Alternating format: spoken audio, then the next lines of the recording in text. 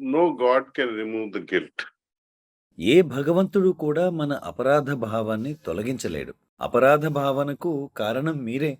ఇది చేయాల్సింది, అది చేయవలసింది, ఫలానా వాళ్ళు జీవించి ఉండగా ఇది చేసి ఉండాల్సింది, నేను నా తల్లి జీవించి ఉండగా ఆమె కాళ్ళు ఒత్తాల్సింది అని ఆమె మరణించాక మీలో సహజంగానే అపరాధ భావం కలుగుతుంది.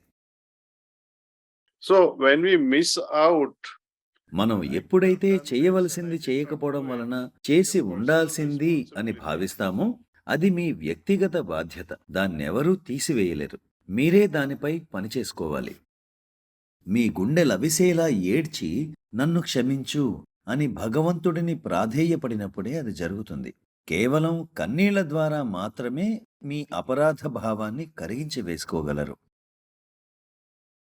రాత్రి నిద్రించే ముందు భగవంతుడిని ఆ విషయానికి క్షమించమని, తిరిగి ఆ పొరపాటు చేయనని ప్రార్థించాలి.